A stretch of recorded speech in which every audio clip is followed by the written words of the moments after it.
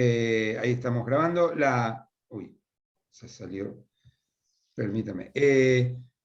Recordemos que entonces, desde el punto de vista clásico, digamos, la negociación es una negociación donde es un juego de suma cero, lo que gana uno lo pierde el otro. Esto muchas veces es posible, pero el mundo transicionó a encontrar soluciones diferentes. Y esto tuvo que ver con, digamos, lo que impactó mucho en el cambio de paradigma fue la negociación de Camp David, que vista como una negociación imposible, se terminó llegando, digamos, a un acuerdo entre lo que en ese momento parecía imposible, que eran Egipto e Israel. ¿Sí? Y entendemos entonces la negociación como un sistema. Acuérdense que yo daba el ejemplo típico de esto: es un congreso es un sistema pensado para negociar, lo mismo un organismo internacional, etc. El mundo fue cambiando, crecieron los actores, crecieron en número, crecieron en complejidad, y se agregaron nuevas Ahora dimensiones. me fijo, Ramón, si puedo, por la computadora que me ande el audio. Bien, Será Mónica, atento si me das la entrada. Te estamos escuchando. Bueno, entonces, no solamente se agregaron nuevos actores, sino también, y que son más, pensemos a nivel internacional o en la política doméstica. A nivel internacional, el siglo XIX era un mundo de 12, 13 países que importaban y que resolvían todo entre esos 12, 13 países. En general los temas tenían que ver con el territorio, no más que eso. Soberanía significaba soberanía territorial. Y hoy tenemos 190 países, organismos internacionales, grupos de interés no estatales y al mismo tiempo muchas variables, no solo territorio. Mónica, no sé si nos estás escuchando, no estás muteada, ¿eh? Bien, bueno, sigo. Y al mismo tiempo, entonces, como decía, se agregaron nuevas dimensiones que no son solo el territorio, ¿sí? Clima, manejo de recursos compartidos, bueno, en fin, una serie, podríamos citar muchos elementos, qué sé yo, acuerdos industriales, acuerdos de comercio, etc. Un mundo con muchos actores y a la vez mucho más complejo. Bien. Y aquí habíamos llegado. Entonces, el método tradicional, o si quieren ustedes, el método integrativo. Y básicamente la gran diferencia es que en un caso estamos hablando de una negociación que lleva a la no cooperación, acuérdense de eso, y en el otro caso estamos hablando de una negociación que en principio, digamos, estimularía llevar a la cooperación. Bien, vamos a entrarle ahora, y espero que podamos, a ver si el video está acá. Sí. Hay un tema. Yo voy a poner, el video está en inglés, voy a poner los subtítulos en inglés. Avísenme si tienen dificultad con eso, pero los subtítulos en español, vieron que lo hace digamos, lo genera el propio sistema y es un horror como subtítulo en español. Entonces, digamos, en todo caso, díganme si tienen alguna dificultad con ver el video en inglés con subtítulos en inglés. Pues estamos bien con eso. Si no, lo ponemos en español, ¿eh? Asumo el silencio, otorga. Sigo adelante. Bien. No, en coreano no. Me acabo de acordar que por defecto siempre, no sé por qué, lo muestra en coreano. Vamos al inglés, ya en coreano es demasiado difícil. Bien, ¿qué vamos a ver acá? Vamos a ver un video de William Ury, es uno de los dos autores, de los tres autores en realidad, del libro famoso, que tiene un título horrible que se llama Sí de acuerdo en español, pero que básicamente lo que relata es, a partir de la experiencia de Camp David, cómo puede buscarse un camino de negociación que tiene que ver con buscar complementariedades. Y esto lleva a la cooperación. Esto es lo interesante, ¿sí? Es una charla TED, con todo lo que tiene la charla TED, dura como todas las charlas TED, 18 minutos. Pero lo importante es entender cómo muchas veces digamos, se pueden lograr acuerdos en los cuales, digamos, todos quedan medianamente contentos y por lo tanto el acuerdo es sustentable. Y esto no es magia, esto es tratar de entender qué busca cada uno. Acuérdense de Camp David, que los egipcios querían soberanía y los israelíes querían seguridad. Y sobre eso se trabajó. Yo lo estoy simplificando, duró un año la construcción de este acuerdo, pero ese fue el punto de partida. Vamos a ver entonces un poco, tiene un estilo muy americano, muy de con la voluntad, todo se logra. No nos centremos en eso, sino en los mecanismos para construir cooperación. Bien. Díganme si se escucha, por favor. Se escucha bien, profesor. ¿Me escucha? Se escucha, ¿verdad? Se escucha bien, sí. Buenas tardes a todos. Ahora sí recuperé el audio. Buenas Bien. tardes, profesor. Buena clase, ¿eh? ¿Qué tal, Mónica? Gracias. Muy bien. Una cosita que les voy a recalcar, que estaría bueno que en lo posible, una sugerencia para que sea mejor la comunicación con el docente, que intenten tener las cámaras encendidas. Si pueden, la mayoría, ¿sí? Así después se hace más interesante la charla y más compartida. La comunicación y la autoestima del docente, así el docente no se siente tan solo. Bueno, Exacto, muy bien. exacto. Buena jornada y disculpen la interrupción, pero estuve con problemas técnicos. No te preocupes. Buena Adelante. jornada. Vamos a arrancar con el video, ¿sí?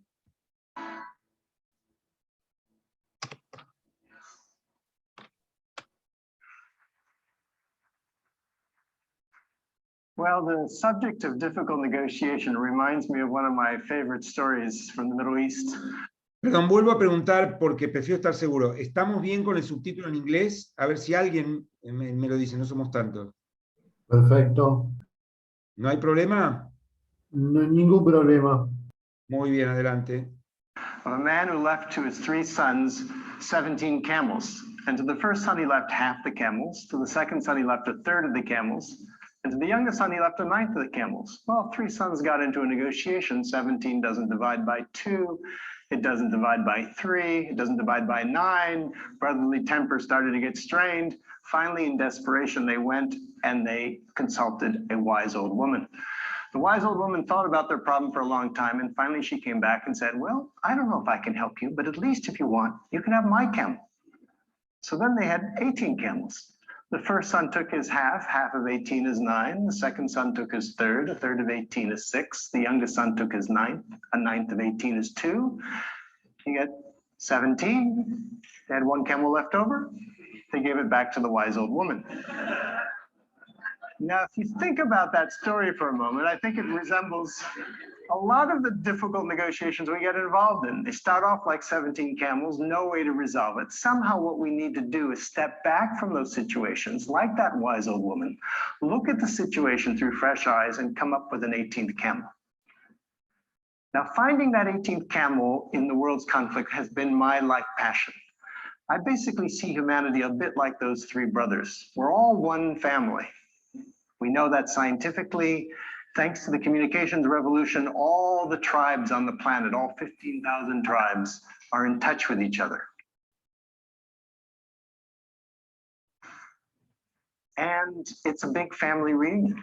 And yet, like many family reunions, it's not all peace and light. There's a lot of conflict. And the question is, how do we deal with our differences? How do we deal with our deepest differences, given the human propensity for conflict and the human genius at devising weapons of enormous destruction? That's the question. As I've spent the last better part of 3 decades, almost 4, traveling the world, trying to work, getting involved in conflicts ranging from Yugoslavia to the Middle East to Chechnya to Venezuela, some of the most difficult conflicts on the face of the planet, I've been asking myself that question. And I think I've found in some ways what is the secret to peace. It's actually surprisingly simple. It's not easy, but it's simple. It's not even new. It's maybe one of our most ancient human heritages. The secret to peace is us. It's us who act as a surrounding community around any conflict, who can play a constructive role. Let me give you just a story, an example. About 20 years ago, I was in South Africa working with the parties in that conflict, and I had an extra month, so I spent some time living with several groups of San Bushmen. I was curious about them, about the way in which they resolve conflict, because after all, they're within living memory, they were hunters and gatherers living pretty much like our ancestors lived for maybe 99% of the human story. And all the men have these poison arrows that they use for hunting, absolutely fatal. So how do they deal with their differences? Well, what I learned is whenever tempers rise in those communities, someone goes and hides the poison arrows out in the bush. And then everyone sits around in a circle like this, and they sit and they talk and they talk. It may take 2 days, 3 days, 4 days, but they don't rest until they find a resolution, or better yet, a reconciliation. And if tempers are still too high, then they send someone off to visit some relatives. There's a cooling off period. Well, that system is, I think, probably the system that kept us alive to this point, given our human tendencies. That system I call the third side, because if you think about it, normally when we think of conflict, when we describe it, there's always two sides. You know, it's Arabs versus Israelis, labor versus management, husband versus wife, Republicans versus Democrats. But what we don't often see is that there's always a third side. And the third side of the conflict is us. It's the surrounding community. It's the friends, the allies, the family members, the neighbors. And we can play an incredibly constructive role. Perhaps the most fundamental way in which the third side can help is to remind the parties of what's really at stake. You know, for the sake of the kids, for the sake of the family, for the sake of the community, for the sake of the future, let's stop fighting for a moment and start talking. Because the thing is, when we're involved in conflict, it's very easy to lose perspective. It's very easy to react. Human beings, we're reaction machines. And as the saying goes, when angry, you will make the best speech you will ever regret. And so the third side reminds us that. The third side helps us go to the balcony, which is a metaphor for a place of perspective where we can keep our eyes on the prize. Let me tell you a little story from my own negotiating experience. Some years ago, I was involved as a facilitator in some very tough talks between the leaders of Russia and the leaders of Chechnya. There was a war going on, as you know. And we met in The Hague, in the Peace Palace, in the same room where the Yugoslav War Crimes Tribunal was taking place. And the talks got off to a rather rocky start when the vice president of Chechnya began by pointing at the Russians and said, "You should stay right here in your seats because you're going to be on trial for war crimes." And then he went on and he turned to me and said, "You're an American. Look at what you Americans are doing in Puerto Rico." And my mind started racing. Well, Puerto Rico, what do I know about Puerto Rico? I started reacting. But then I tried to remember to go to the balcony. And then when he paused and everyone looked at me for a response, from a balcony perspective, I was able to thank him for his remarks and say, "I appreciate your criticism of my country, and I take it as a sign that we're among friends and can speak candidly to one another. And what we're here to do is not to talk about Puerto Rico or the past. We're here to do just to see if we can figure out a way to stop the suffering and the bloodshed in Chechnya." The conversation got back on track. That's the role of the third side, is to help the parties go to the balcony. Now, let me take you for a moment to what's widely regarded as the world's most difficult conflict, and the most impossible conflict, is the Middle East. Question is, where's the third side there? How could we possibly go to the balcony? Now, I don't pretend to have an answer to the Middle East conflict, but I think I've got a first step, literally a first step, something that any one of us could do as third-siders. Let me just ask you one question first. How many of you in the last years have ever found yourself worrying about the Middle East and wondering what anyone could do? Just out of curiosity, how many of you? Okay, so the great majority of us. And here it's so far away. Why do we pay so much attention to this conflict? Is it the number of deaths? There are 100 times more people who die in a conflict in Africa than in the Middle East. No, it's because of the story, because we feel personally involved in that story. Whether we're Christians, Muslims, or Jews, religious or non-religious, we feel we have a personal stake in it. Stories matter. As an anthropologist, I know that. Stories are what we use to transmit knowledge, they give meaning to our lives. That's what we tell here at TED. We tell stories. Stories are the key. And so my question is yes, let's try and resolve the politics there in the Middle East, but let's also take a look at the story. Let's try to get at the root of what it's all about. Let's see if we can apply the third side to it. What would that mean? What is the story there? Now, as anthropologists, we know that every culture has an origin story. What's the origin story of the Middle East? In a phrase, it's 4,000 years ago, a man and his family walked across the Middle East, and the world has never been the same since. That man, of course, was Abraham. And what he stood for was unity, the unity of the family. He's the father of us all. But it's not just what he stood for, it's what his message was. His basic message was unity too, the interconnectedness of it all, the unity of it all. And his basic value was respect, was kindness towards strangers. That's what he's known for, is hospitality. So in that sense, he's the symbolic third side of the Middle East. He's the one who reminds us that we're all part of a greater whole. Now, now think about that for a moment. Today we face the scourge of terrorism. What is terrorism? Terrorism is basically taking an innocent stranger and treating them as an enemy whom you kill in order to create fear. What's the opposite of terrorism? It's taking an innocent stranger and treating them as a friend whom you welcome into your home in order to sow and create understanding or respect or love. So what if then you took the story of Abraham, which is a third side story, what if that could be actually because Abraham stands for hospitality. What if that could be an antidote to terrorism? What if that could be a vaccine against religious intolerance? How would you bring that story to life? Now, it's not enough just to tell a story. That's powerful. But people need to experience the story. They need to be able to live the story. How would you do that? And that was my thinking of how would you do that? And that's what comes to the first step here. Because the simple way to do that is you go for a walk. You go for a walk in the footsteps of Abraham. You retrace the footsteps of Abraham. Because walking has a real power. You know, as an anthropologist, walking is what made us human. Walking, it's funny, when you walk side by side in the same common direction. Now, if I were to come to you face to face and come this close to you, you would feel threatened. But if I walk shoulder to shoulder, even touching shoulders, it's no problem. Who fights while they walk? That's why in negotiations often, when things get tough, people go for walks in the woods. So the idea came to me of what about inspiring a path, a route? Think the Silk Route, think the Appalachian Trail that followed in the footsteps of Abraham. People said, that's crazy, you can't retrace the footsteps of Abraham, it's too insecure, you got to cross all these borders, it goes across 10 different countries in the Middle East because it unites them all.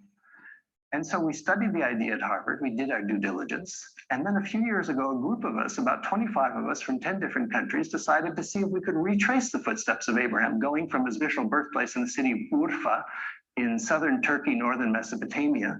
And we then took a bus and took some walks and went to Haran, where in the Bible he sets off on his journey.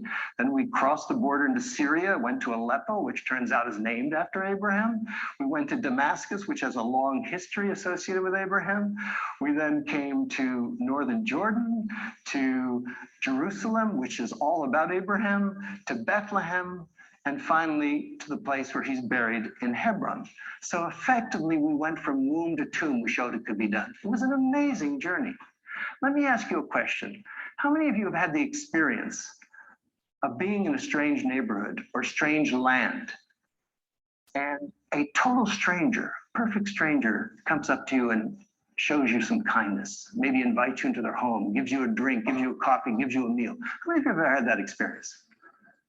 That's the essence of the Abraham path. That's what you discover as you go into these villages in the Middle East where you expect hostility, and you get the most amazing hospitality, all associated with Abraham. In the name of Father Ibrahim, let me offer you some food.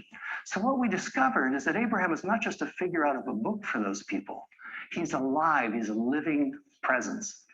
And to make a long story short, in the last couple of years now, thousands of people have begun to walk parts of the path of Abraham in the Middle East, enjoying the hospitality of the people there. They've begun to walk in Israel, in Palestine, in Jordan, in Turkey, in Syria. It's an amazing experience. Men, women, young people, old people, more women than men, actually, interestingly. For those who can't walk, who are unable to get there right now, people started to organize walks in cities, in their own communities. In Cincinnati, for instance, they organized a walk from a church to a mosque to a synagogue, and then all had an Abrahamic meal together. It was Abraham Path Day. In Sao Paulo, Brazil, it's become an annual event for thousands of people to run in a virtual Abraham Path run, uniting the different communities. The media love it. They really adore it. They lavish attention on it. Because it's visual and it spreads the idea, this idea of Abrahamic hospitality, of kindness towards strangers. And just a couple of weeks ago, there was an NPR story on it. Last month, there was a piece in the Guardian, in the Manchester Guardian, about it, two whole pages, and they quoted a villager who said, "This walk connects us to the world." He said it was like a light that went on in our lives. It brought us hope. And so that's what it's about. But it's not just about psychology, it's about economics. Because as people walk, they spend money. And this woman right here, Ahmad, is a woman who lives on the path in northern Jordan. She's desperately poor. She's partially blind. Her husband can't work. She's got 7 kids. But what she can do is cook. And so she's begun to cook for some groups of walkers who come through the village and have a meal in her home. They sit on the floor. She doesn't even have a tablecloth. She makes the most delicious food that's fresh from the herbs in the surrounding countryside. And so more and more walkers have come. And lately, she's begun to earn an income to support her family. And so she told our team there, she said, "You have made me visible in a village where people were once ashamed to look at me." That's the potential of the Abraham Path. There are literally hundreds of those kind of communities across the Middle East, across the path. The potential is basically to change the game. And to change the game, you have to change the frame, the way we see things, to change the frame from hostility to hospitality, from terrorism to tourism. And in that sense, the Abraham Path is a game changer. Let me just show you one thing. I have a little acorn here that I picked up while I was walking on the path earlier this year. Now, the acorn is associated with the oak tree, of course, grows into an oak tree, which is associated with Abraham. The path right now is like an acorn. It's still in its early phase. What would the oak tree look like? Well, I think back to my childhood, a good part of which I spent after being born here in Chicago, I spent in Europe. If you had been in the ruins of, say, London in 1945 or Berlin, and you had said 60 years from now, this human propensity for conflict, what would the oak tree look like? Well, I think back to my childhood, this is going to be the most peaceful, prosperous part of the planet. People would have thought you were certifiably insane. But they did it, thanks. Perdón, se me cortó el...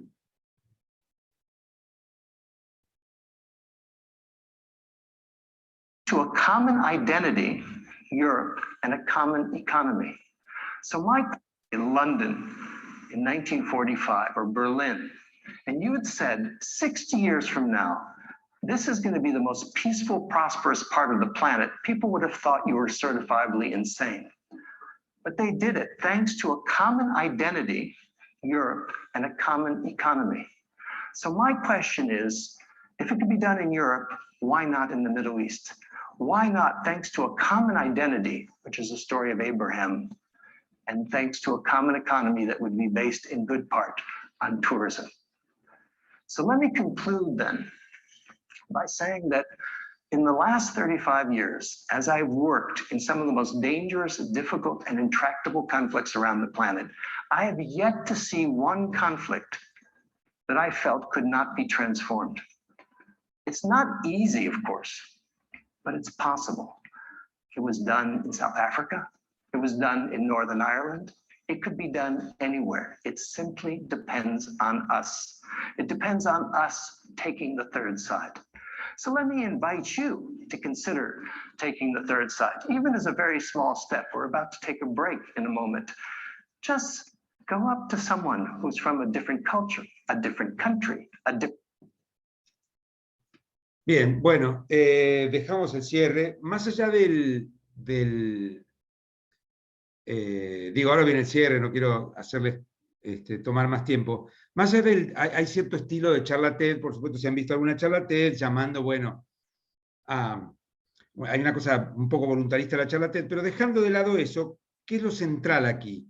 Lo central aquí es el cambio de perspectiva en un conflicto. Es decir, un conflicto muchas veces no tiene solución si no se le agrega lo que él llama el balcón, o la tercera mirada, o el tercer paso, que no es otra cosa que la inclusión, la mayor parte de las veces, de alguien de afuera que fuerce o que invite o que incentive a las partes a mirar las cosas de otra perspectiva. Es decir, a lograr, digamos, transitar de un camino competitivo a un camino cooperativo. Y esto no se logra a veces solamente con las partes. Se requiere alguien que venga de afuera y los invite a construir las cosas desde otra mirada y sobre todo a compartir información. Es decir, ¿qué necesitas vos? ¿Qué necesito yo? Esto no resuelve necesariamente los conflictos. En la charla hay una mirada quizás, digamos, sesgadamente optimista, y es lógico por el tipo de charla. Por supuesto que el conflicto de Jerusalén no se ha resuelto, el conflicto del Medio Oriente no se resolverá solo caminando. Uri no lo está diciendo, no piensa que solo caminando se resuelve el problema, sino que lo que está planteando es generar mecanismos que rompan el juego y que armen un juego nuevo, porque con ese juego no se va a llegar a solución. Entonces, lo que nos importa a nosotros de esto es justamente romper la lógica de una, digamos, en determinado escenario en el cual hay competencia entre las partes y las partes sienten que ganan cuando el otro pierde, romper esa lógica y buscar un camino diferente. Hay cosas en el chat. Uy, yo no sé inglés. Bueno, perdón, Laura, no había visto el chat. Se puede ver sí, se traduce al español en el propio YouTube, hay siempre versiones en español. De todas maneras, lo que importa acá es, pido perdón, Laura, no había visto el chat antes. Lo que importa acá es mirar, ok, perfecto. Ay, perdón. Es mirar, entender que un conflicto muchas veces se resuelve rompiendo el juego, digamos, cambiando el juego para pensarlo de otra perspectiva. Muchas veces no se resuelve, pero en general buscar una solución a un conflicto que contenga a todos, que no significa, acuérdense la primera clase, que todos sientan que ganaron, pero que todos están conformes con el resultado, requiere muchas veces cambiar el juego, y eso requiere también la intervención de terceras personas, cosa que vamos a ver en detalle la semana que viene. Bien, dicho esto, entonces vamos a hablar justamente de los cambios en las reglas de juego. El esquema, acuérdense lo que yo les contaba de una reunión formal. Una reunión formal tiene su estructura formal, y lo que importa, si alguno de ustedes ha estado en cualquier reunión en la que se negocian cosas, en general, a veces importa más el pasillo que la reunión formal. En un congreso importa más lo que ocurre fuera del recinto que lo que ocurre en el recinto. Bueno, pensar en un cambio de juego, pensar en un esquema integrativo de negociación, es asumir eso.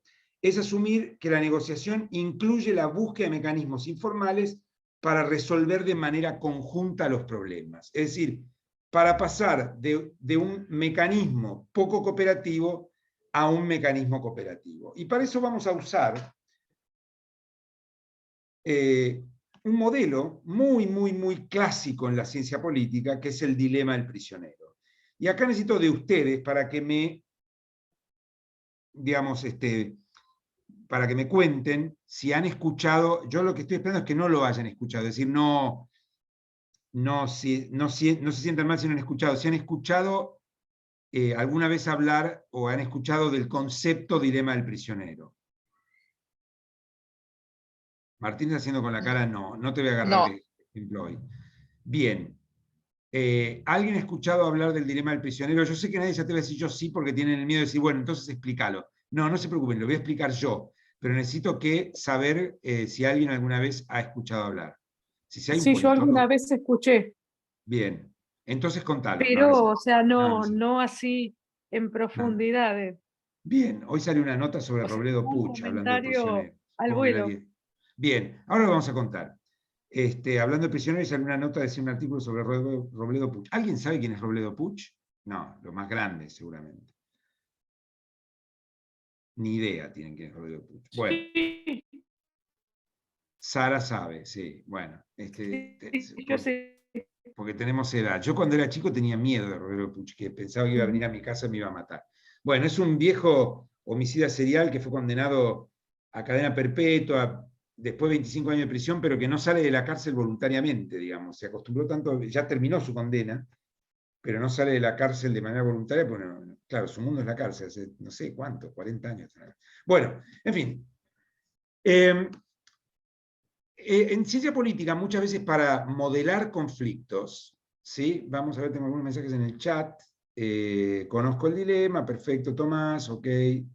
No se preocupen que no lo voy a hacer. Por supuesto, si alguien quiere comentarlo, lo comenta de manera voluntaria, pero yo no lo voy a obligar. En ciencia política muchas veces usamos, digamos, lo que se llama modelos formales para modelizar conflictos, para simplificar situaciones de conflicto. ¿No? Entonces, por ejemplo, nosotros podemos modelizar un conflicto en el cual están generados, digamos, los incentivos para que los actores maximicen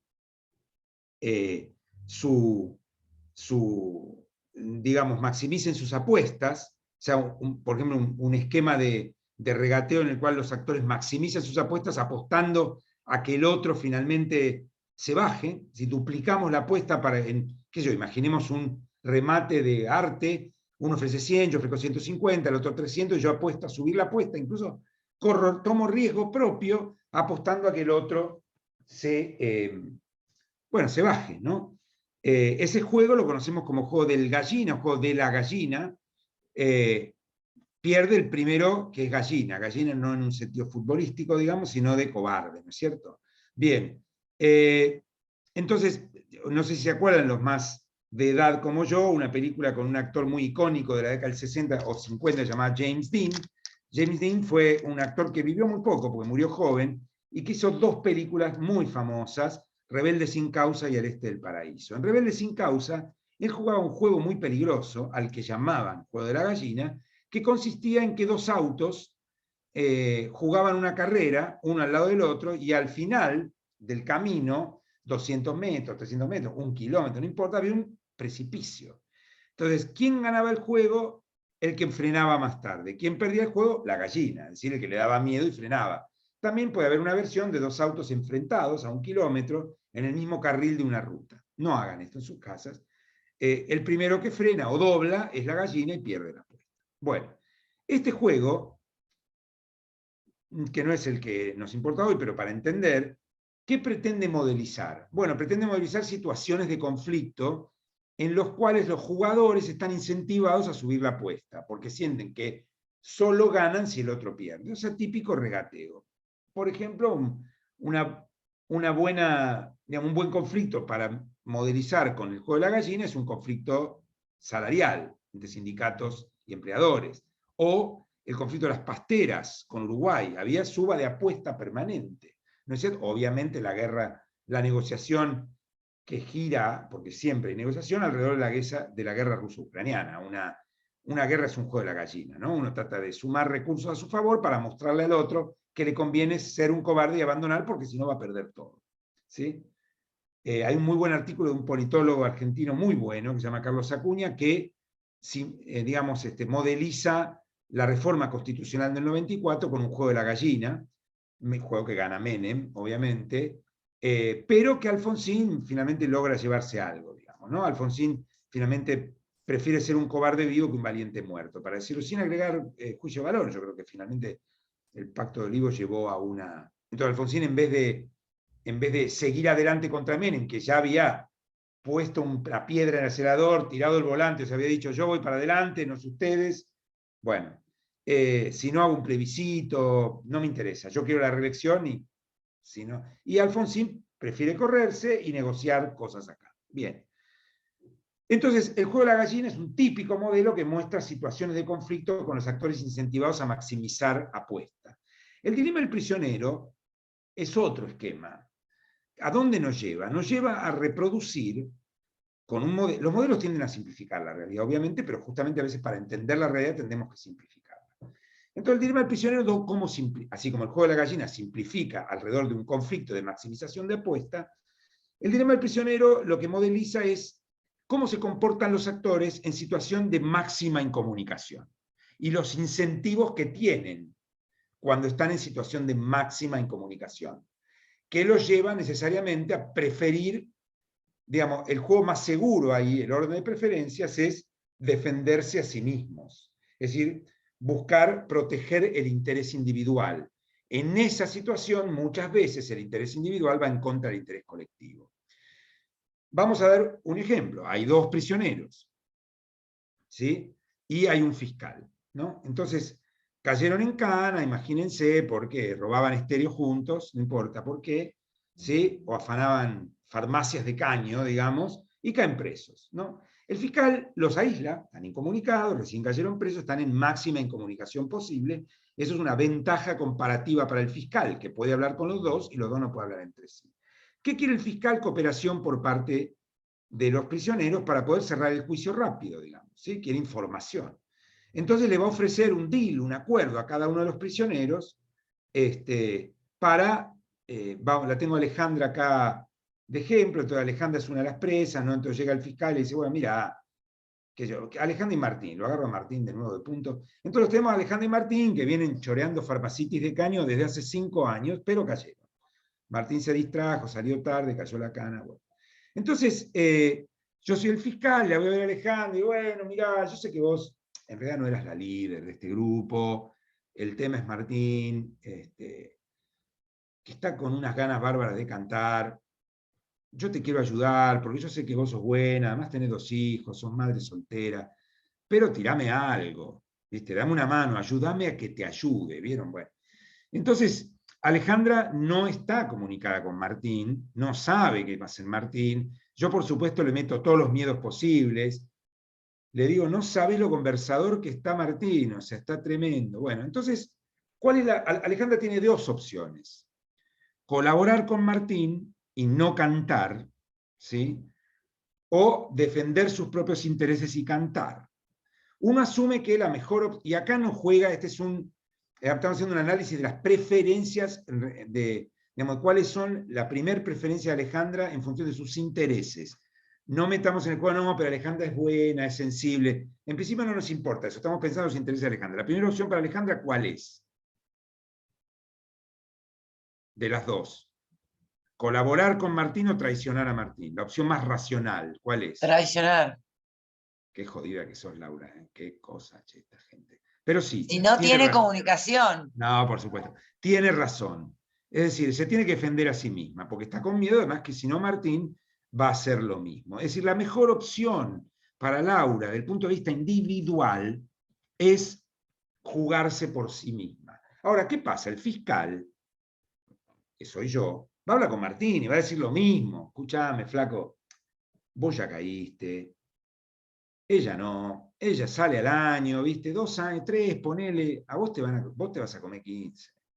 Y aparte, yo sé muy bien que vos no querías salir de caño, que ya estabas hecho, ¿viste? Que te dejaron convencer. ¿Por qué no hablás? Porque Laura es débil, va a hablar, te vas a terminar comiendo vos todo lo que... Bueno, si los dos optan por su solución individual, finalmente los dos pierden. Porque yo voy a ir y le voy a decir, mirá, Martín, gracias por colaborar, pero Laura dijo de todo. O sea, estás hasta las manos, hermano, no puedo hacer un convenio con vos. Y a Laura le voy a decir lo mismo. Es decir, la mejor opción individual para cada uno de los dos es la peor opción colectiva. Llevémoslo a la vida real, ¿sí? Pagar impuestos. Bueno, individualmente no nos conviene pagar impuestos. Lo mejor es no pagar impuestos, que los demás paguen, porque igual recibimos bienes públicos. ¿Sí? Porque el bien público, a mí nadie me pregunta si voy a inscribir a un chico al colegio público, si pagué los impuestos. ¿Sí? Nadie me pregunta en una calle pública, por lo menos no debería pasar, si pagué los impuestos. Otra cosa es si hay peaje, pero es un pago que está vinculado al uso del bien. ¿Sí? Entonces, lo que me conviene es no pagar los impuestos, que los paguen los demás y listo. Ahora, ¿qué pasa? Si todos piensan igual, nadie paga los impuestos, no hay bienes públicos. O sea que en algunos países pasa. Bueno, El colado, lo mismo, digamos, ¿no? Si no hacemos la fila para subirnos al colectivo, y lo mejor, estoy atrasado, de una fila de 20 personas, tengo que llegar al laburo, me colo. ¿Sí? Me cuelo, nunca sé. Ahora, ¿qué pasa? Si yo no respeto la fila, hoy llegué último, pero mañana llego primero y no me va a gustar que otro se mande adelante. Entonces acá tenemos un dilema, que es el dilema del prisionero. Es decir, que en un contexto de baja comunicación, lo mejor para la persona, para el individuo, es lo que más le conviene a él, porque no sabe qué pasa con los demás. ¿Sí? ¿Cómo se resuelve el dilema del prisionero? Con dos soluciones posibles.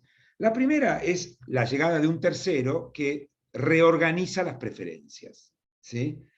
Nosotros teníamos al principio dos preferencias. La preferencia desde el punto de vista de Martín es, primero, me defiendo a mí mismo, o sea, traiciono, y a Alejandra creo que era, no me acuerdo ahora. Era Alejandra, sí. Y traiciono a Alejandra y me defiendo a mí. Y Alejandra es traiciona a Martín y me defiendo a mí. El problema es que la múltiple traición es el peor de los escenarios. Cuando llegamos a 4 opciones, las 2 de Martín más las 2 de Alejandra, traición, traición es la peor de las opciones. Colaboración, colaboración es la mejor. Nadie cantó, el fiscal no tiene que largar. Y en el medio están las dos en el medio que son similares. Bien, lo mismo pasa en la vida real. ¿Sí? ¿Cómo hacer para que todos paguemos impuestos? Porque la realidad es que la gente finalmente, por lo menos de alguna manera parcial, paga los impuestos, hace la fila para subirse al colectivo, hace la fila para entrar al cine, para ir a la panadería, etc. ¿Por qué la gente hace la fila? Bueno, la primera solución al dilema, que significa transformar el dilema del prisionero en un juego de la seguridad, es que hay un tercero que reorganiza los incentivos. Es decir, que disciplina, la podemos llamar la solución jovesiana. Es decir, hay un Leviatán que dice, bueno, el que canta, las organizaciones criminales, ¿no? Que dicen, bueno, cantar está mal visto, y el que canta, cuando caiga en cana la primera noche, se la vamos a hacer sentir. ¿Sí? Y el tipo sabe, o sea, Martín tiene claro, porque ya estuvo en cana, que no tiene ganas de pasar esa primera noche en el pabellón, donde todos le pusieron el sellito de soplón y la va a pasar mal. ¿Sí? O Alejandra sabe que después van a ir a la casa y se la van a incendiar. ¿Sí? Entonces, sin cambiar la lógica del juego, cambian las preferencias, porque ya yo le tengo tanto miedo a cantar que no sé qué va a hacer Martín si soy Alejandra y no sé qué va a hacer Alejandra si yo Martín, pero no canto, porque sé lo que van a hacer conmigo si canto. ¿Sí? Por supuesto, el juego se podía complejizar y el fiscal amenazar con que voy a decirle a todos que vos cantaste, bueno, no importa, pero vamos a dejarlo así. Entonces, y esto llevado a los impuestos, está la AFIP, que nos castiga si no pagamos. ¿Sí?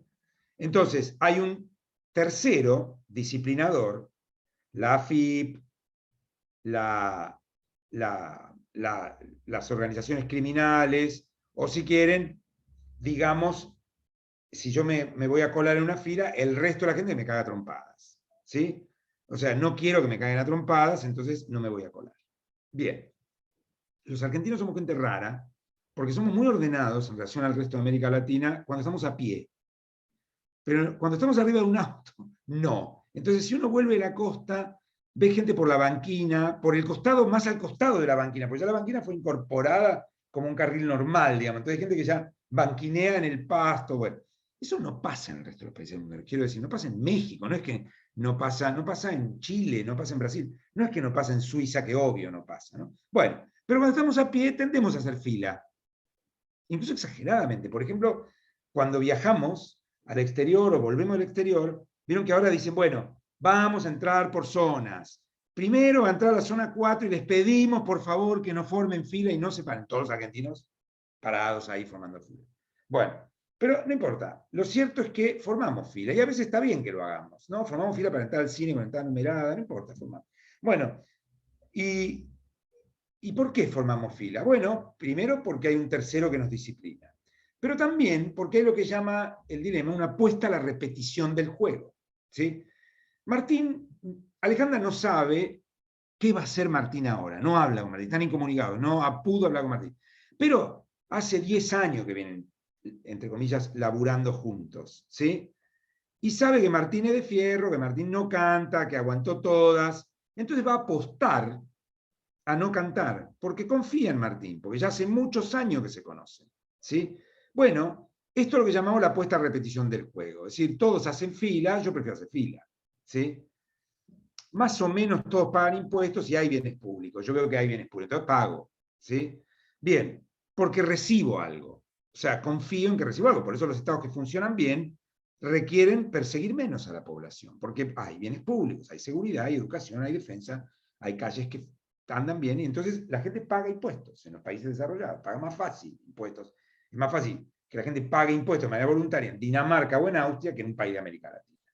Bien, lo cual no significa que no tenga que haber solución jovesiana. Cuando uno entra a Estados Unidos y dice, no, acá sí, muy importante la cultura, no hay que ir a más de 60 millas por 80 millas por hora, porque sí, todos nos ponemos el cinturón, vamos a ver.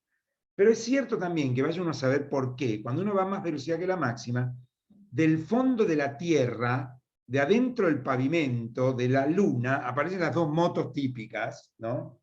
Que dicen Nevada State, los tipos colgados, 1000 cosas, los clipper acá espejados, 40 millones de cosas colgadas, se baja la moto. Bueno, entonces uno tiene la sensación de que hay una especie de combinación entre repetición del juego, nadie va más rápido que la velocidad máxima en este país, en Estados Unidos, y además va a aparecer el cana. O sea, va a aparecer, me van a cobrar la multa, va a aparecer el cana. Bueno, entonces el dilema del prisionero se transforma en un juego constructivo porque hay algo que lo transforma en un juego cooperativo, ¿sí? En negociación pasa lo mismo. La negociación carente de información, la negociación a lo bestia, con el parche en el ojo, es un dilema del prisionero. Yo siento que gano si le saco al otro, y lo que voy a ir es a sacarle al otro, ¿sí? Voy a hacer un value claimer. Ahora, si alguien o algo lograra construir formatos por los cuales yo logro entender qué le pasa al otro y logro saber qué quiere el otro, tal vez logro entender que lo que quiere el otro es complementario con lo mío. No al 100%, quizás vamos a tener un margen de conflicto, pero quizás hay una zona de acuerdo, ¿sí? Luego nos vamos a meter con lo que significa zona de acuerdo, pero básicamente hay una zona de acuerdo en la cual nos podemos parar, y bueno, quizá dentro de la zona de acuerdo yo gano un poco más, hay más picardía, pero dentro de acá más o menos estamos los dos conformes, ¿sí? Es el precio que los dos estamos dispuestos a aceptar. ¿Mm? Para lograr eso, yo necesito saber cosas, y el otro necesita saber cosas de mí. Y de nuevo, en un contexto negociador, ¿cómo se pasa del dilema del prisionero a modelos más cooperativos? O con un tercero que construye, o con un sistema que construye, que sería la apuesta a la repetición, ¿sí? De alguna manera, tenemos que lograr pasar de esquemas competitivos a esquemas cooperativos. No de 0 a 100, eso no es posible, eso es posible solo en un modelo. Pero lograr que la mayor parte del camino sea sin conflicto. Después, bueno, cada uno jugará el juego que juegue. ¿Mm? Claramente, cuando algo termina en guerra, pensemos en Rusia y Ucrania, es porque el juego cooperativo no funcionó, ya sea porque las partes no se sintieron satisfechas por el juego cooperativo, porque una de las partes sintió que era más fácil la guerra que el juego cooperativo, en este caso Rusia, ¿sí? Puede ser que dentro de 1 año y medio Rusia confirme que le convenía más eso, o Rusia tenga que retroceder porque no logró, por la vía del conflicto no cooperativo, o sea, la guerra, lo que quería. No sé, se irá viendo. Este es el punto, pasar del dilema del prisionero a lo que la teoría llama la resolución conjunta de problemas. Si me siento con el otro y digo, va a ver, ¿qué querés vos? ¿Qué quiero yo? Vamos a ver si podemos llegar a algo, ¿sí? Por supuesto, esto no es simple, para nada. Pensemos, por ejemplo, en las dos grandes coaliciones en las que se estructura la política partidaria argentina, ¿sí? Yo estoy bastante convencido, y no soy yo el único que lo dice, que las dos grandes coaliciones, el principal incentivo a existir es que existe la otra, ¿sí? ¿Por qué Juntos por el Cambio, que no es una coalición simple? Digo, yo formo parte de esa coalición, hay de todo, está el PRO, están los radicales, dentro del PRO hay diferencias, bueno, dentro de los radicales, pero claro, el mayor incentivo a estar juntos es, y del otro lado está todo el peronismo unido, entonces, les podemos ganar juntos, ¿sí? Si el peronismo se partiera, y tal vez a los radicales le dan ganas de ir solos, en fin, hay que ver.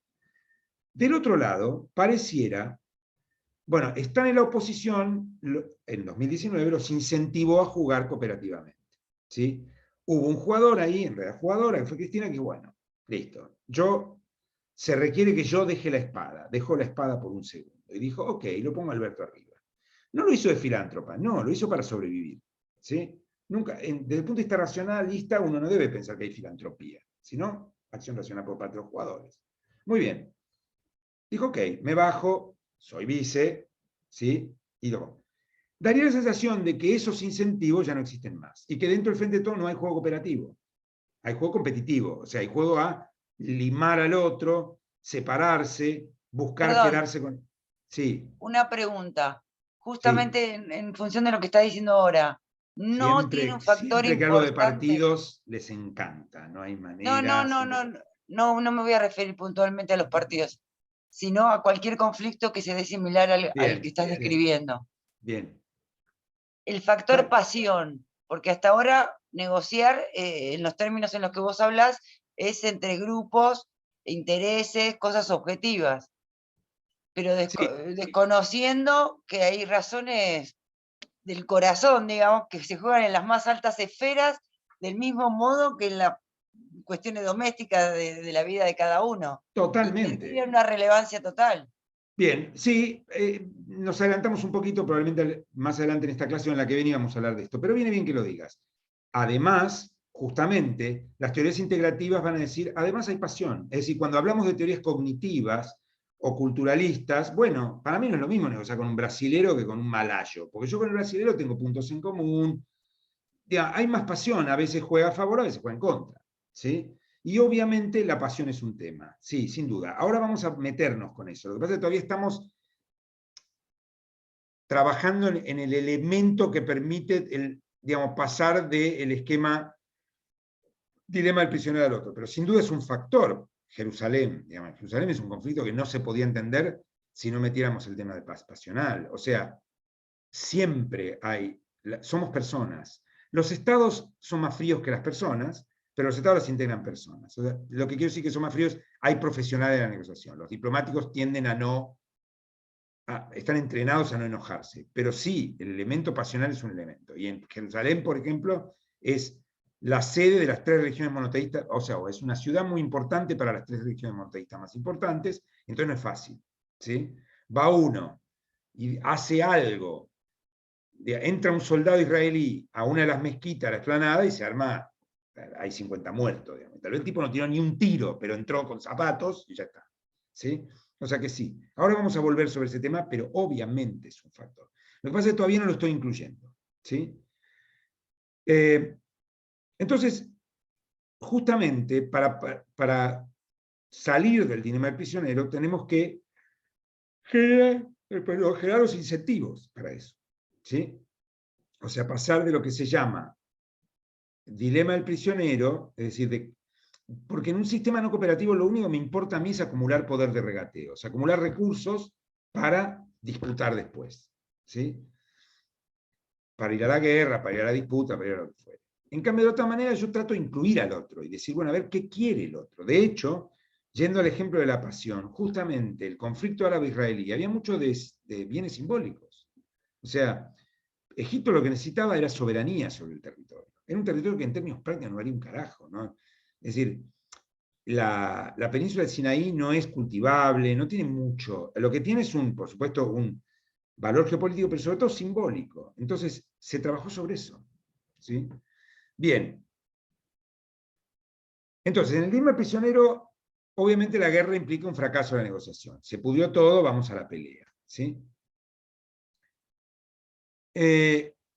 Bueno, Axelrod, justamente un clásico de las relaciones internacionales, plantea en un viejo paper, hace ya 50 años, que dice, bueno, la estrategia del toma y daca funciona bien en negociaciones de única vez. Pero a medida que el juego se hace repetido, los jugadores entienden que es mejor cooperar, ¿sí? Para lograr resultados más óptimos. Eso lo lleva al concepto de resolución conjunta de problemas, ¿sí? Y es una alternativa al dilema del prisionero, claramente. Lleva a negociar en la no negociación, creando ambientes favorables, ¿sí? Y ahora vamos a ver el tema de la pasión, justamente. Hay dos requisitos básicos para que esto funcione. En primer lugar, crear un sistema de valores comunes. Esto es, entender que los negociadores tienen valores, ¿sí? Entonces hay que crear, primero hay que crear un ámbito, una mesa en la cual los actores puedan negociar, poniendo adelante las cosas sobre las que pueden dialogar y dejando de lado sobre las que no pueden, las que exacerban las pasiones negativas, ¿sí? Esto es, no hablemos de religión, no ofendamos, no nos pongamos ropa que ofenda al otro, no usemos lenguaje ofensivo, es decir, cosas que no nos cuesta nada hacer y que el otro va a interpretar mal. De hecho, en general uno tiende a interpretar que si un negociador profesional va con un lenguaje ofensivo es porque la quiere pudrir, ¿sí? Entonces, la mayor parte de las veces que pasan cosas en la explanada de las mezquitas, o en, ¿cómo lo llama la religión judía? No sé cuánto el templo, bueno, es porque el otro tiene intención de provocar, para pudrirla, ¿sí? Yo me acuerdo, les voy a contar una vieja anécdota. Cuando yo era joven, y más de izquierda de lo que soy ahora, milité en un partido que ya no existe más, que se llamaba Partido Intransigente, ¿no? Y en sociología, todo era de izquierda, digamos, ¿no? Entonces los conflictos entre la izquierda eran muy vitalistas. Y nosotros teníamos, me acuerdo, que necesitábamos, nosotros ganábamos las elecciones, y la izquierda más de izquierda, o sea, la izquierda trotskista y el PC, que estaban juntos en ese momento, se habían juntado, ganaba las asambleas. Y en sociología era muy importante, las resoluciones de asamblea de estudiantes, iba mucha gente a la asamblea. Estoy hablando de la carrera de sociología de la UBA en la década del 80, ¿no? Muy politizado todo.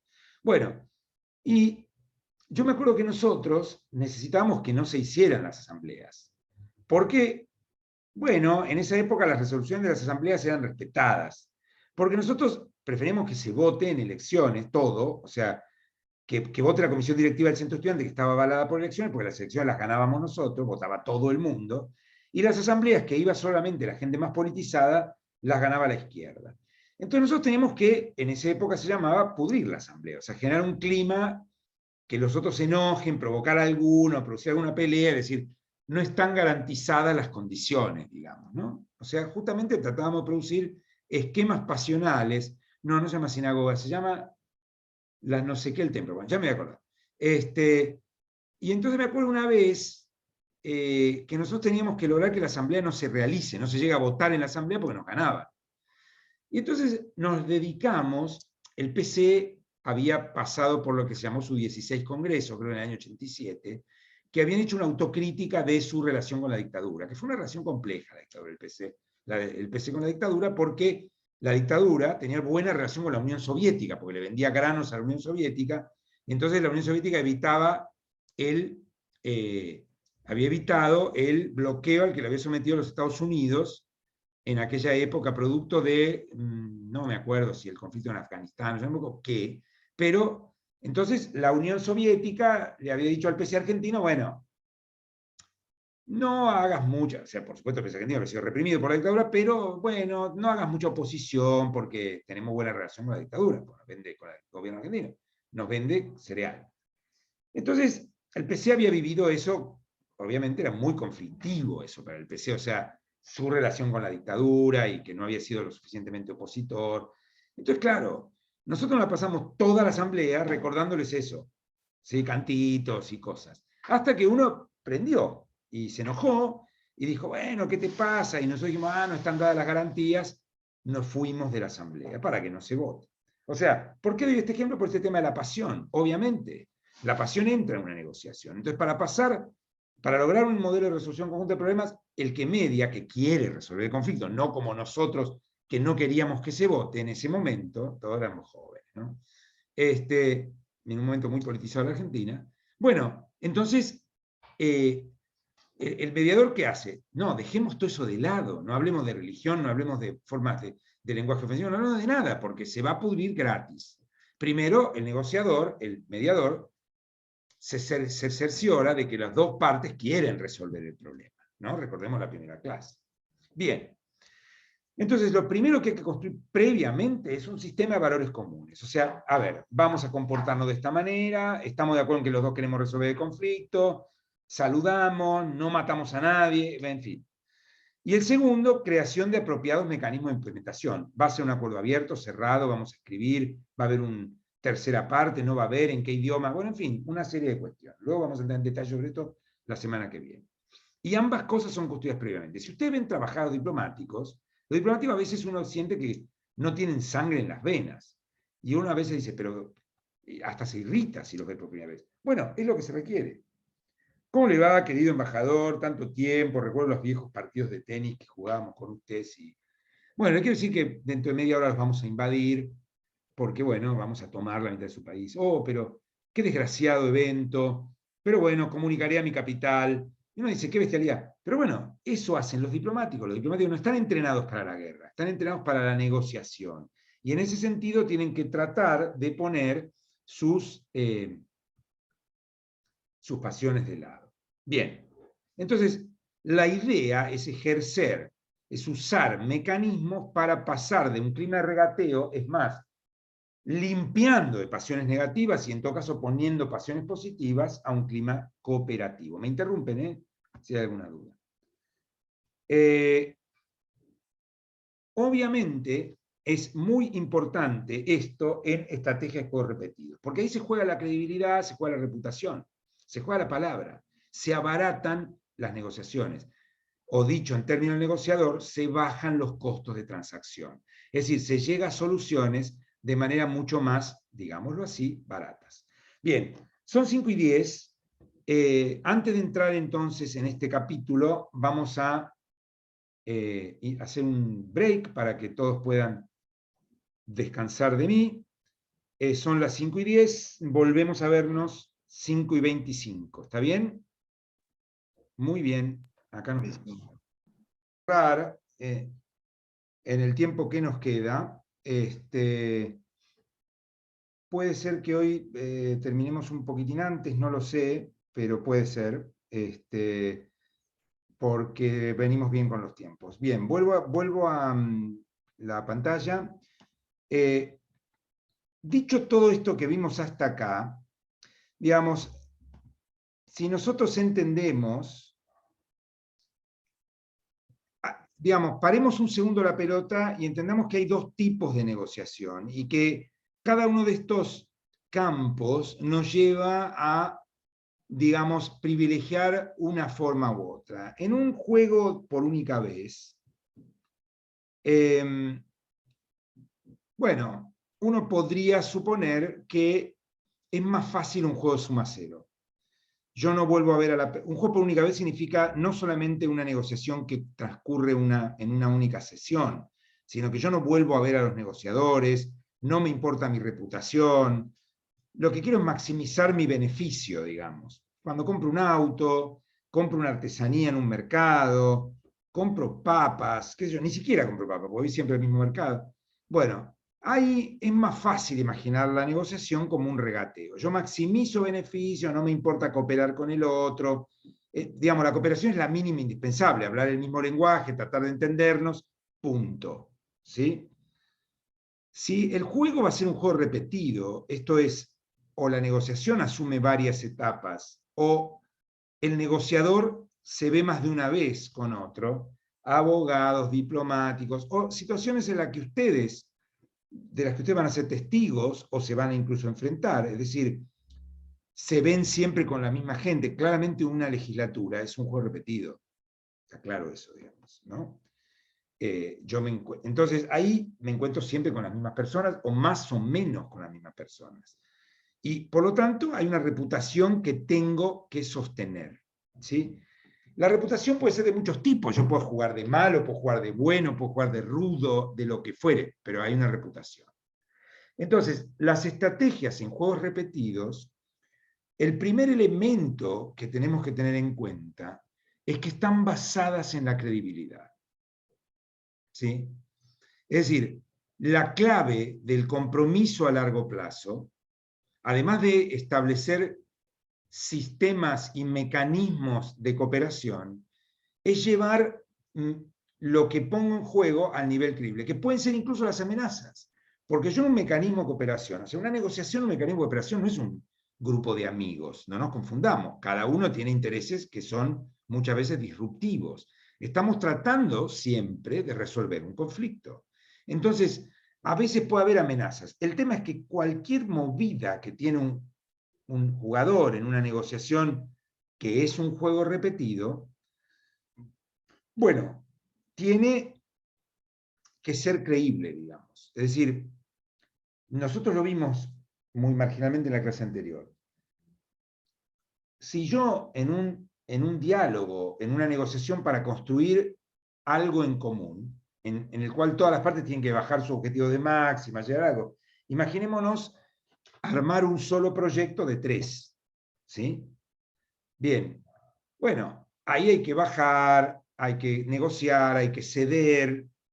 Ahora, uno a veces quiere ceder menos, hay cosas en las que no pretende ceder, entonces uno tiene que jugar con la promesa y la amenaza. En todo caso, en ambos roles tiene que ser creíble. Por eso a veces uno cambia el jugador. Digamos, hay jugadores más propensos o más adecuados para climas ya más suaves, hay jugadores más propensos para climas más rudos, ¿sí? Entonces, yo lo que hago en una negociación es transmitir información.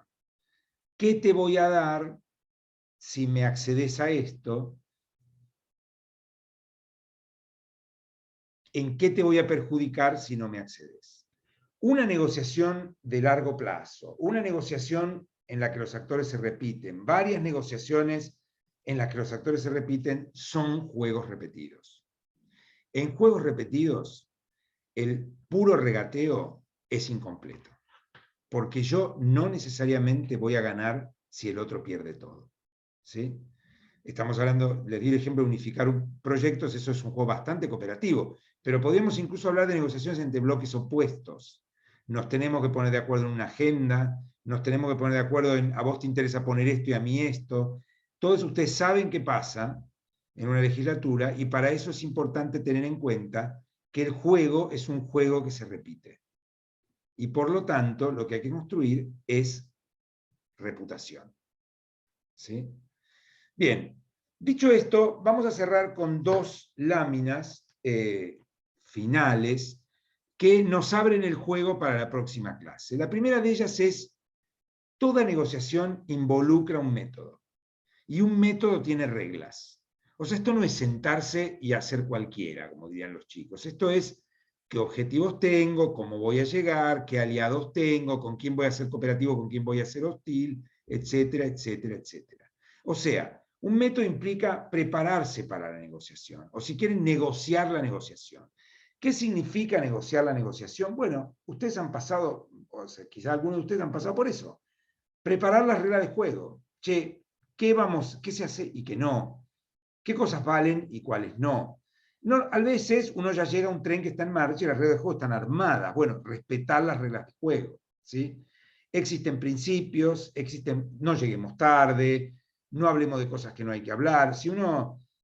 Cuando uno conoce el juego diplomático, se da cuenta que está lleno de reglas, ¿sí? Metodologías específicas, incentivos para lograr la cooperación, perfeccionar lo que muchas veces se hace de manera natural. Es decir, construir el método. Y esto lleva muchas veces mucho tiempo. Incluso, diría yo, a veces hay gente dedicada a eso. A nivel internacional hay una serie de reuniones previas, las famosas reuniones preparatorias, reuniones de Sherpas. Las reuniones de Sherpas en una cumbre, por ejemplo, o en una convención, son reuniones donde a veces lo primero que uno discute, yo he estado en reuniones de Sherpas que llevan 2 años, lo primero que uno discute en las primeras es, che, ¿cómo vamos a negociar? ¿Qué reglas de juego? ¿Cada cuánto vamos a tener reuniones? ¿Qué se va a decir? ¿Qué objetivo nos planteamos de acá a 6 meses, de acá a 1 año, etcétera? Bien, eso es armar la negociación. En una legislatura, esto a veces ya está armado, hay diferentes comisiones que tienen. Yo no conozco tanto la regla de legislatura, sí más la del Congreso Nacional, pero debe ser bastante parecida. Una cosa es la Comisión de Labor Parlamentaria, otra cosa son las comisiones por temas, otra cosa son los bloques, etcétera, etcétera. Los presidentes de la Cámara, a dónde mandan. Bueno, en fin, hay una serie de cuestiones que permiten organizar la forma en que los actores actúan, ¿sí? En que los jugadores actúan. Toda negociación involucra un método. No hay negociación que no lo tenga, ¿sí? No se puede, ¿sí? Tiene que haber reglas de juego. Y las reglas de juego a veces están prescritas y a veces no. En una legislatura suelen estar prescritas, en una negociación internacional no.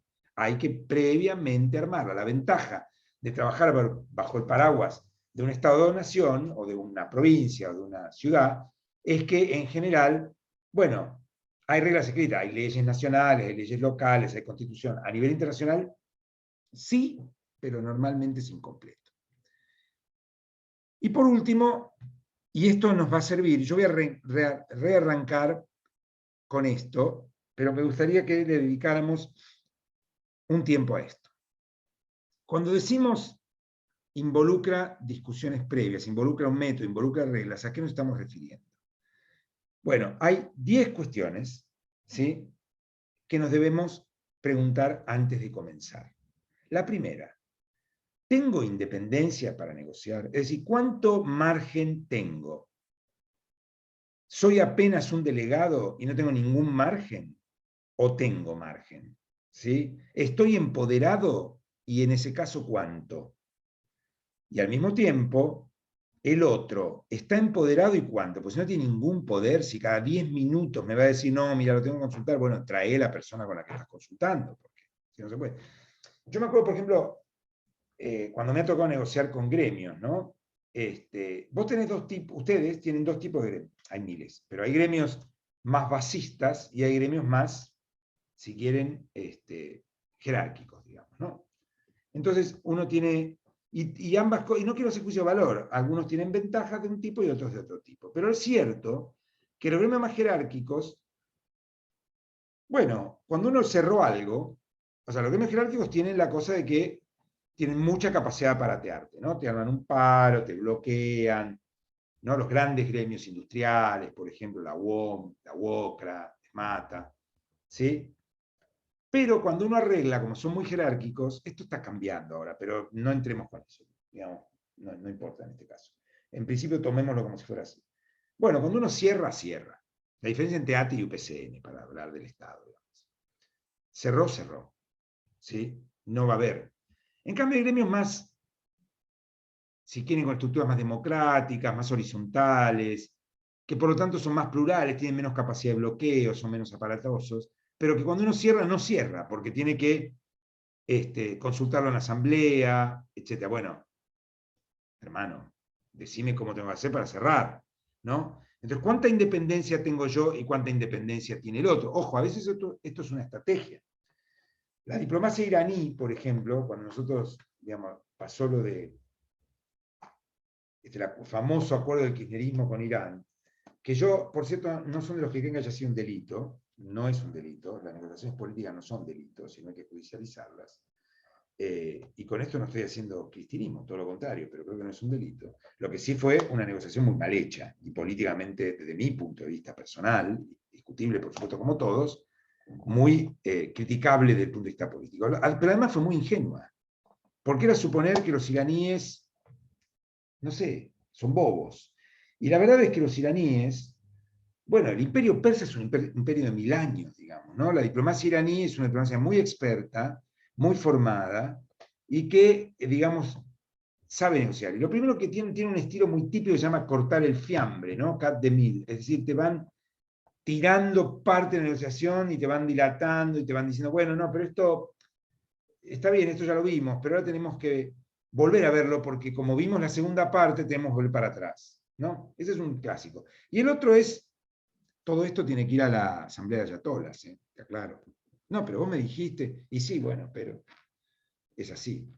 Entonces, ¿cuánta independencia tiene? Por ejemplo, cuando se firman acuerdos con el Poder Ejecutivo norteamericano, todos los acuerdos que firma el Poder Ejecutivo de Estados Unidos tienen que ser ratificados por el Congreso. Y esto es un grave problema, porque el Congreso, normalmente, los gobiernos, los poderes ejecutivos en Estados Unidos no tienen mayoría en ambas cámaras. Suele ser raro eso, ¿sí? Es lo que se llama situación de gobierno dividido.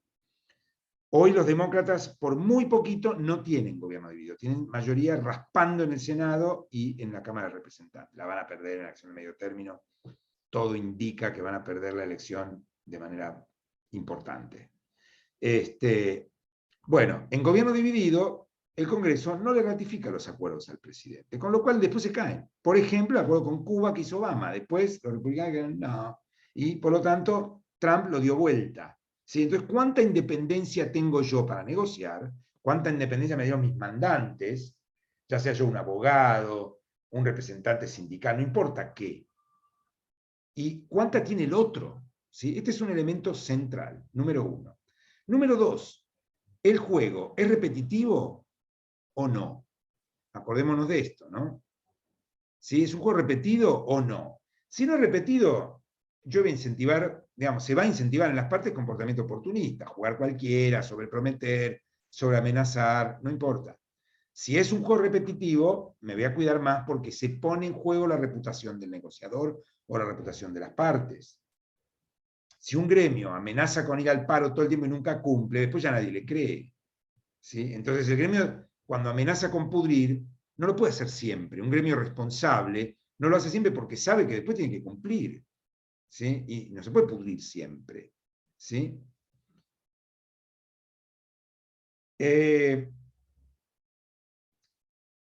Son, digamos, existen efectos de encadenamiento. ¿Esto qué significa?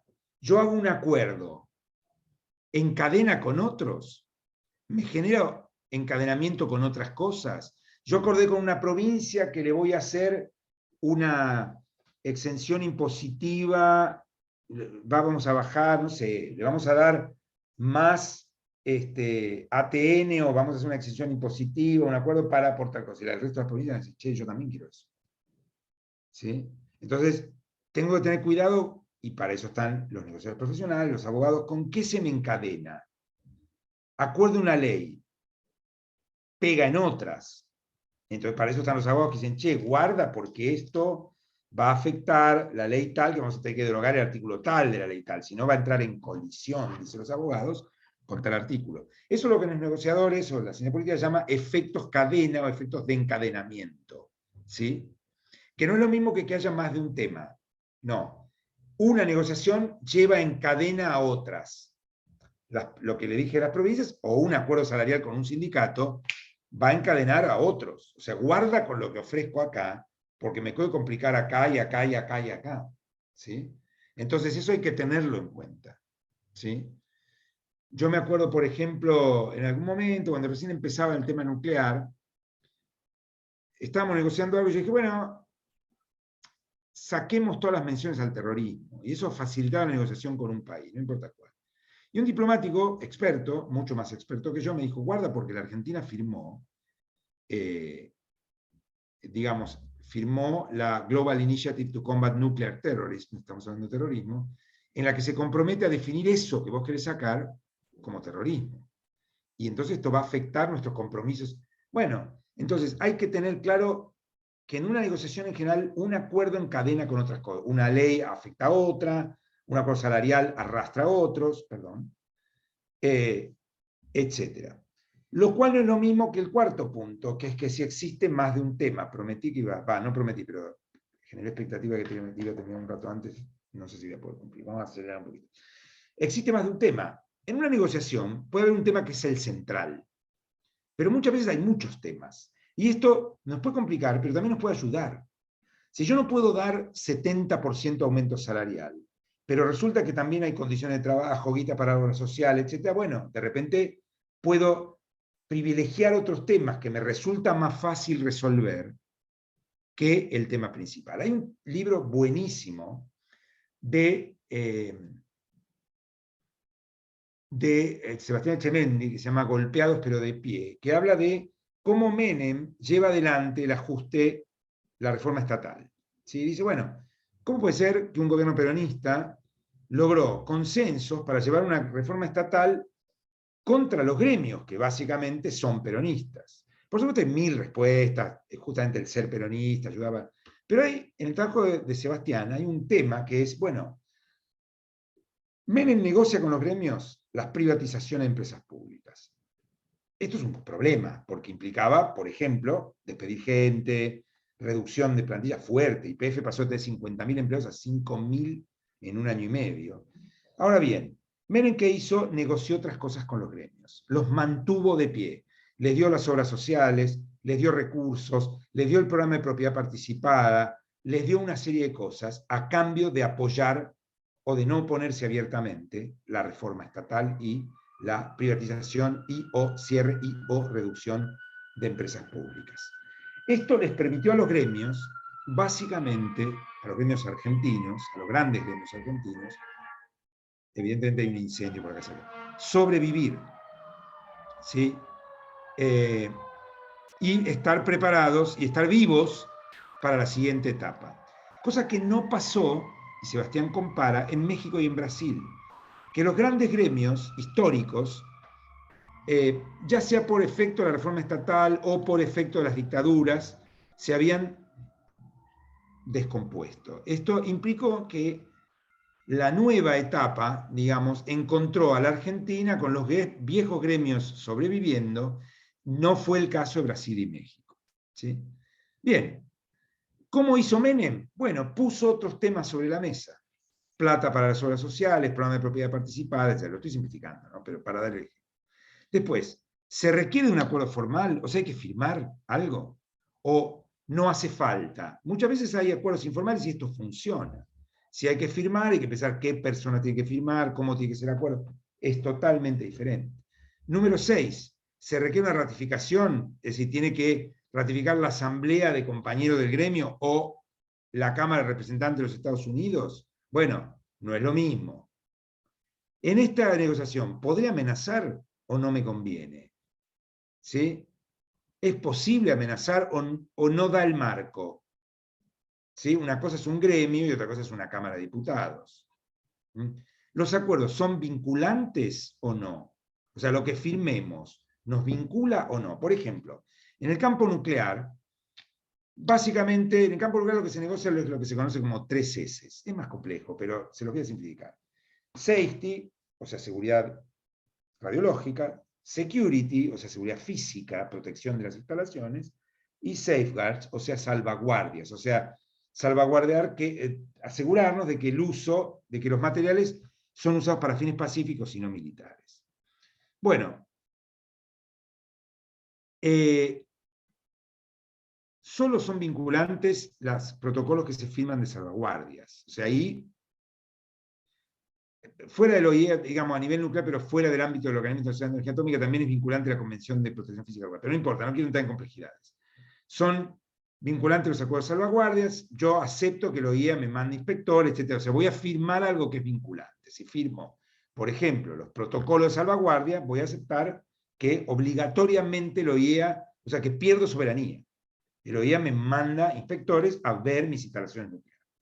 Los acuerdos de safety y de security no son vinculantes, la mayoría, algunos sí, pero no importa, no, simplifiquemos. Ahora, no significa que no sean complejos, porque aunque no son vinculantes, bueno, los estados declaran aceptarlos, y entonces, si bien no son vinculantes, hay guidelines, y quedaría como Corea del Norte si no los llevó a la práctica. Ahora, no es lo mismo. No significa que los no vinculantes no existan, pero no es lo mismo. Un tema central, número 9, es pública o privada la negociación. Yo negocio con un gremio. A veces parte de la negociación es privada, y yo necesito que sea privada, y el gremio necesita que sea privada, porque el gremio está dispuesto a bajar unos puntos el reclamo salarial a cambio de que me fondees la obra social, que me ayudes a terminar el hospital, que me banque la gente que tiene enfermedades complejas, en fin, cosas que está bien que el gremio reclame. Pero, si fuera pública, y el gremio tiene que pedir todo, porque tiende a maximizar, no puede bajar, aceptar que este año el salario real va a bajar. No lo puede hacer. Entonces, es bueno a veces cerrar la puerta, decir, che, charlemos. En un divorcio, muchas veces, el mediador dice, déjame hablar con tu ex un segundo para...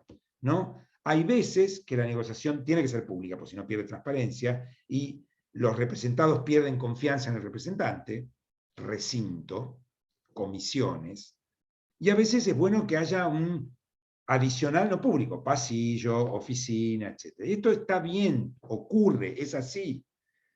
¿Qué parte es pública y qué parte es privada?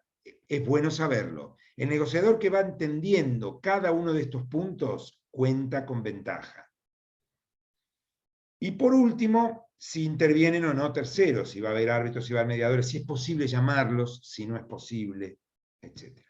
Bien, estos 10 puntos son elementos que en principio es como un manualito, digamos.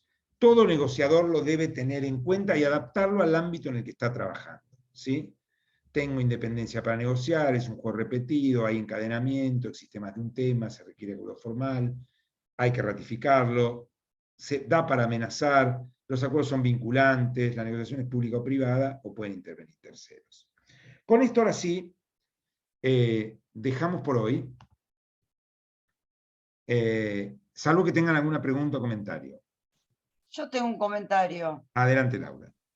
Esto que vos decís de la negociación informal es Sí. justamente lo que yo más odio de la negociación, Sí, sí. porque me parece que es justamente las cuestiones de género, las cuestiones institucionales de poner de presidente de tal partido o tal institución a Cachito o respetar el cupo y poner a Pepito, pero en realidad negocia el mismo de siempre. Sí, Eso por un lado. Sí, pones Entonces, a Pepita, pero Pepita es la esposa de Cachito, digamos. Qué sé yo, por ahí. sí, hasta que deja de serlo y hace su propio camino. Pero lo que Por quiero supuesto. decir es, la informalidad genera que se reproduzcan mecanismos que justamente en la política ya no queremos, no sé otro método, y sé que es así, pero creo que debería buscarse otra forma de negociación que no sea que tenga tanto peso la informalidad como lo tiene en la política actual, de cualquier partido, Sí, ese sí, es un punto. El sí. otro punto es, te digo las tres cosas y ya después no estoy hablando todo el tiempo. El Sí. segundo punto es el tema de la racionalidad. Si se pudiera dar un privilegio a la racionalidad, la política también sería más productiva. De hecho, vos tenés más experiencia en diputados donde es engorroso, mucho más que en la legislatura de la ciudad, las cuestiones de privilegio. Se han llevado 4 o 5 horas sí. de la sesión. Y es Sí, lo más improductivo, una cuestión de privilegio. Y lo tercero es respecto al acuerdo con Irán. El acuerdo con Irán fue votado a favor y en contra con motivos absurdos de ambos lados. Por eso después la justicia termina dictando un fallo nulo. Se impulsa como una, tanto desde el oficialismo nacional, se impulsa como una medida que abiertamente es para algo que no era eso, y desde la oposición también se lo combate por inconstitucional cuando en realidad eran otros motivos por los cuales se combatía. Bueno, Entonces, pero es un buen ejemplo. todo, Sí. es la informalidad, la mentira, la cuestión de privilegio, toda la farsa de la política es lo que dificulta la política. Por eso no entiendo cómo la informalidad tiene un peso tan grande en la negociación. Bueno, lo que pasa es que vos le estás pidiendo a la política, te voy a exagerar un poquito, pero estás pidiendo a la política que no sea política, digamos. Es decir, vamos por parte. Vos habías dicho el primero, volveme al primero. El primero era el tema de las informalidades, la radio pasillo. La política está llena de esas cosas y nunca lo va a dejar de estar, porque justamente el jugador que sabe de política gana río revuelto. O sea, no creas que en Estados Unidos no es así. Mira, te voy a dar 2 ejemplos. O sea, es pedir a la política que no sea la política. Mira, te voy a dar 2 ejemplos de trampas, pero trampas legales, que ocurren en la política norteamericana. Uno es el filibustero, ¿sí? Filibuster. ¿Qué es el filibuster? ¿Cómo son las reglas de sesión en el Congreso Federal de los Estados Unidos? A diferencia del Congreso argentino, los legisladores no tienen límite para hablar. ¿Vieron que en el Congreso argentino se terminó su tiempo, diputado, dice Sergio Gabriel, se terminó su tiempo, diputado, bueno, y ahí va. En Estados Unidos no hay límite. Un diputado si quiere puede hablar 46 horas, ¿sí? Al mismo tiempo, las sesiones muchas veces se caen, ¿sí? Ya sea porque tienen un límite en el tiempo, a veces las sesiones se acuerdan que tienen un límite en el tiempo, sino porque los diputados se terminan yendo. Entonces, ¿qué usa la oposición cuando no tiene mayoría para arruinar una reunión? Y así le arruinaron, por ejemplo, los republicanos el Obamacare. Usa, o sea, un diputado, o senador, diputado en general, porque es más fácil, porque son más, pide la palabra y se pone a hablar, ¿sí? Y se pone a hablar, y se pone a hablar, y se pone a hablar, y se pone a hablar con la intención de acercar la sesión. Y ahí empieza un juego de la gallina entre el diputado que habla y los otros que aguantan para no perder el quórum, ¿sí? Y el tipo, vean, pongan filibuster en YouTube, van a ver que el tipo está hablando de las recetas de la torta de chocolate de la abuela. O sea, no intentan fingir que hablan del tema de la sesión, hablan de brownies, de cuando eran chicos en el colegio, o sea, hablan, ¿sí? Lo único que no pueden hacer es irse de la sesión. O sea, tiene que ser un diputado joven, que no vaya al baño, digamos, que no tenga ganas de hacer ni popó, ni pipí, ni nada, y hablan, ¿sí? Y se han arruinado, así no pudieron pasar el Obamacare. Por eso, la única manera de interrumpir una sesión, es decir, quiero que se le corte la palabra, es con el 60% de los votos. Por eso, cuando en algún momento excepcional un partido, demócrata o republicano, superó el 60%, dice, los analistas políticos, ha superado la barrera del filibustero. Y vos decís, no puede ser. Sí, es. Y se usan las reglas para eso. Y la otra es la redistritación, el gerrymandering. Es decir, gano una elección en un condado que está dividido en distritos y rearmo los distritos para ganar. O sea, si yo gané un distrito por 70 y en otro saqué 35 y lo perdí, voy a rearmar los distritos para ganar los dos por 51. ¿Sí? Esto hizo Perón también cuando juntó la Boca con Recoleta para ganar Recoleta. Y no era ilegal. Ahora, a la política no se le puede pretender que no juegue en los límites, porque de eso se trata. ¿Sí? Que a vos no te gusta, lo entiendo, a mí me irrita también, pero es así. Y de hecho, eso permite que los jugadores que mejor saben pescar a río revuelto son los que ganan. O sea, nosotros, Juntos por el Cambio, trató en el Congreso Nacional de, aprovechando la mayoría, meterle un proyecto de ley o arruinar un proyecto de ley a kirchnerismo, no me acuerdo qué había pasado, ya no me acuerdo ni el tema. Y resulta que teníamos dos legisladores, uno de viaje, uno en Disney y el otro no me acuerdo dónde. Bueno, o sea, si no podemos cuidar tener una diputada en Disney, y bueno, nos merecemos que nos violen, digamos, ¿no? No hay mucho que decir. Y uno dice, bueno, pero la voluntad popular, no. La política es un juego, ¿sí? Vos habías dicho un segundo tema que está muy vinculado, el tema de la racionalidad. Bueno, hay racionalidad, pero lo que hay es un juego a favor con la regla de juego. Ahora, en el fútbol pasa lo mismo. Se juega con la ley del offside, o sea, todo juego de 10 reglas va a ser así. Y vos decís, Irán. Sí, obviamente. Yo te puedo dar miles de ejemplos en ese sentido. Yo ahora, mirá, con el tema del avión, yo escucho argumentos por parte del gobierno delirantes, ¿sí? El avión en entrenamiento, cualquiera que sabe más o menos de reglas de aviones sabe que no se entrenan pilotos de un país al otro, o sea, no resisten el más mínimo análisis el argumento del entrenamiento que dio el reciente jefe de la AFI. Ahora, también de este lado, digo este lado porque yo pertenezco a Juntos por el Cambio, he escuchado cosas tales como que había chips nucleares, dijo el otro día una conocida integrante de Juntos por el Cambio. ¿Qué es un chip nuclear? Un chip con información nuclear. O sea, ¿qué queremos nosotros de Irán? Nada. ¿Y qué quiere Irán de nosotros? Menos. O sea, ¿qué necesitas vos para hacer una bomba? Enriquecer uranio. Irán sabe mejor enriquecer uranio que nosotros. ¿Qué necesitas? Vectores. Irán sabe. Entonces, bueno, en política finalmente todo está permitido. Y entonces vos podés tener un debate y decir, pero los argumentos a favor y en contra son todos delirantes. Bueno, y sí. O sea, ¿qué quiero decirte con esto? No estoy justificando nada, pero cuando uno se mete en esos ambientes, o sea, no me digo en el ambiente político en general, sino en una negociación, tiene que tener en cuenta que es un juego con reglas formales e informales. Toda negociación es así. Toda. O sea, así funcionan los mecanismos y no solo a nivel de la política. Los juicios muchas veces hay estrategias de abogados para no ir nunca a juicio. ¿Qué sé yo?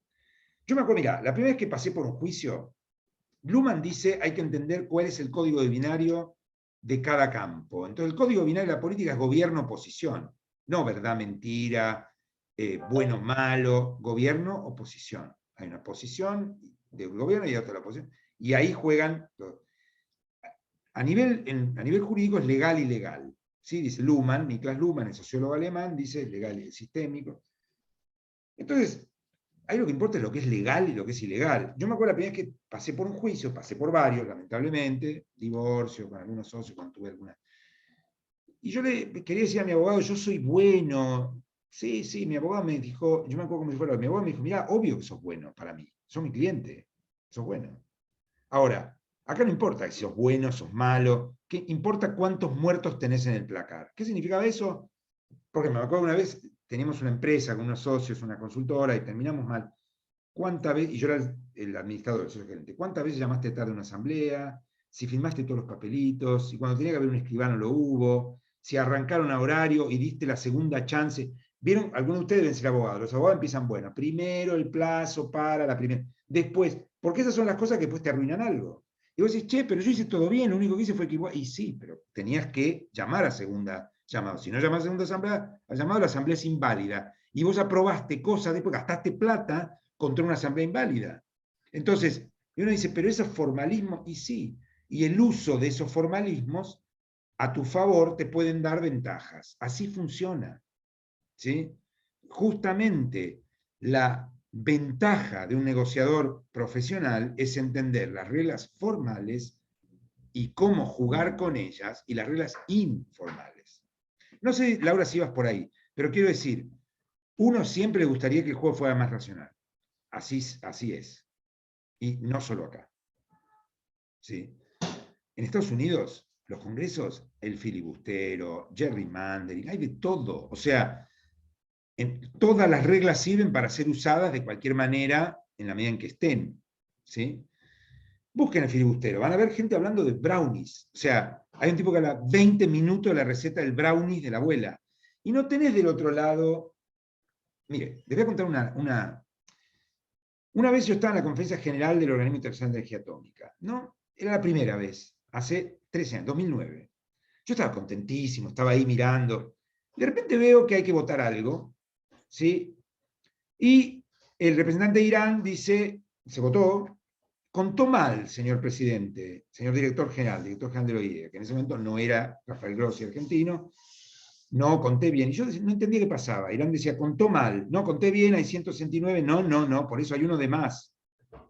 Bueno, dice el delegado iraní, salvo que usted al grupo terrorista que ocupa ilegalmente Palestina lo considere un Estado, ¿no? Por Israel. ¿Qué quería hacer Irán? Dilatar la negociación, ganar, consolidarse como el jefe de los países no alineados, todos los árabes exacerbando leonera. Levanta la mano el embajador israelí, no es que fue a cagar a trompadas. Dijo, repudio plenamente, pero ya sabía que le iban a decir eso. Es decir, hay un juego ahí de dilación por parte de la regla de juego, y todo continúa. Esto es, hay que saber que un juego siempre tiene reglas formales e informales, siempre. ¿Sí? Bien, son 18:01, vamos a cortar acá. Vamos a arrancar con esta última lámina, que le voy a dedicar un minuto, no todo el tiempo que le dediqué, para que recordemos, y vamos a hablar de los dilemas prácticos del negociador. Es decir, justamente de estos. ¿Sí? Vamos a agregar otros, el tiempo, qué pasa con las reglas formales, con las reglas informales, y con qué problemas nos encontramos. Muy bien, buena semana, y nos vemos el martes que viene. ¿Ok? Y por supuesto, invitados a iniciar la clase con todas las preguntas que quieran. Hasta el Ok. martes. Gracias. Perfecto. Muchas gracias, profesor. Gracias, Buena Ramón. semana para todos.